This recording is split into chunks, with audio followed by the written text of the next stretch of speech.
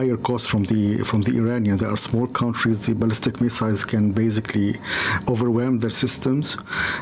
And also, if they continue to do the same policy of neutrality, which they are doing now, that comes with the cost, isn't it? It comes with the cost, because they just have to wait for their moment to restart mediation or to.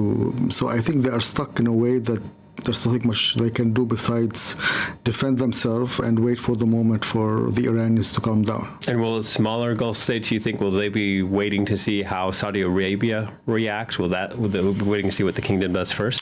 Definitely, it's the leader in that sense. I mean, we saw mixed signals, because there was some report that Saudi basically encouraged Trump to do the strike, and then they are sending messages to Iranians that we try to avoid this scenario.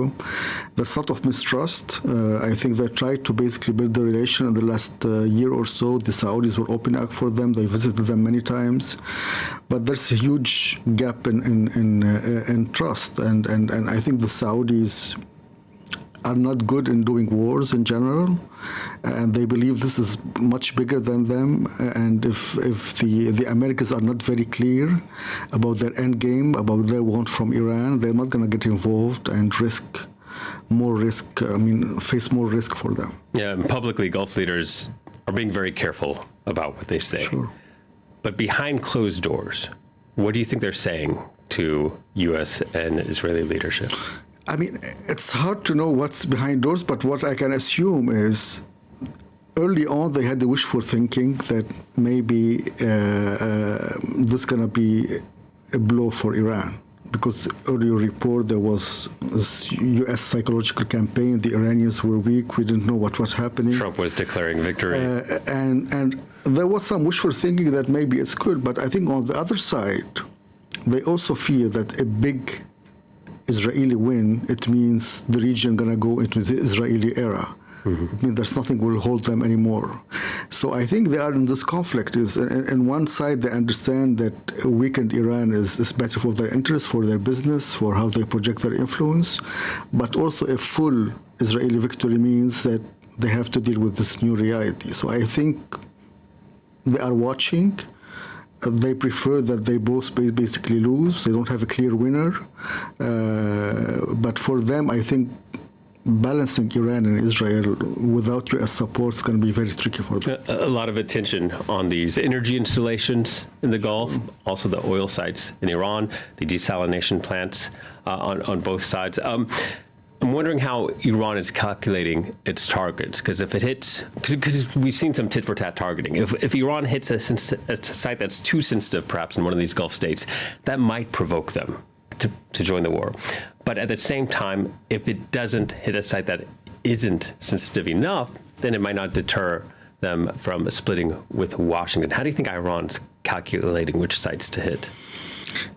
I think early on, the regime was in survival mode. It means if we want to go down, we're going to bring everyone down with us. So they went really out of control, predictable, large waves. Yeah. Now, once we saw the regime is more stabilized, they start to be a little bit more calculative. It means how to strike. So for them, their main goal is the Americas, not the Gulf. They want to increase the cost of oil. They want to increase the instability in the Gulf to an extent that will impact the U.S. inflation, the global economy, but not also impact themselves in their own production. And the U.S. has been very cautious. They target this island, but they didn't target the economic infrastructure, the oil. They target the military assets. So I think they are both still playing within not suicide style of attacks, but I think the more we see, I think the phase one of the crazy, between quotation, part of the Iranian regime is shifting now to another phase where we're going to push to get to some sort of ceasefire without talking to the Americans. Mm-hmm. So now I think this phase is now ongoing, but we saw that there was targeting of water, and then the Iranians basically denied it, and the UAE denied it, and then it didn't go out of control. So I don't think the Iranians will go that far in targeting Saudi oil infrastructure or other, so far at least. I think they'll continue to target American assets. And when we say the Iranians, who are we talking about? Because 8 days ago, I think it was just 8 days ago, we heard the Iranian president apologizing for these attacks on Gulf states. Those attacks continued. We hear the Revolutionary Guard is being responsible for these attacks. We know other officials hold a lot of influence in Iran. We know there's a new